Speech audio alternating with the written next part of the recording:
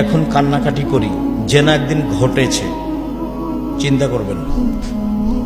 আল্লাহর নবী বলছেন, পৃথিবীর মানুষ শোনো, কেউ যদি জেনা বন্ধ করতে পারে আল্লাহ তাকে যে কোনো বিপদ থেকে বাঁচিয়ে দেবে।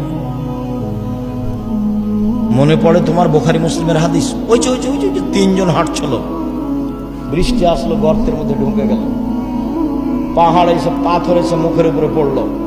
একজন বলল, বাপ মাকে ভালোবাসি, পাথর সরিয়ে দেন। আল্লাহ বললেন, ঠিক আছে দিলাম একটু। একজন বলল, একটা লোককে কাজে নিয়েছিলাম, অর্ধেক দিন কাজ করে চলে গেল, টাকা দিলাম, নিল না। অনেকদিন পরে এসে বলছে টাকা দেন, অর্ধেক দিনের টাকা দেন। আমি বললাম, এই যাও গরু ছাগল নিয়ে যাও। আমাকে বলছে মজাক করবেন না। এই যাও, মজাক করিনি, সব নিয়ে যাও। সব দিয়ে দিয়েছি, ভালো কাজ করেছি, পাথরটা সরিয়ে দেন।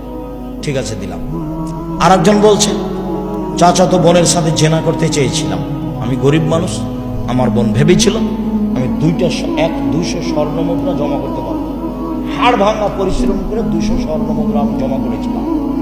আমি যখন জেনা করবো মনে করে সিদ্ধান্ত নিলাম, বসেছি, তখন আমাকে বলছে, দেখ রে, আমাকে অসতী প্রমাণ করিস না, আমি একজন অসতী নারী হতে চাই না।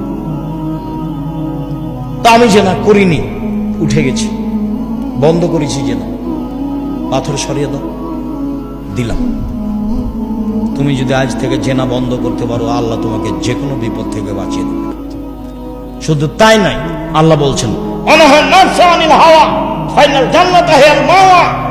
কেউ যদি নিজেকে অশ্লীল কাজ থেকে ঠেকাতে পারে, তার জন্য জান্নাতুল মাওয়া আছে।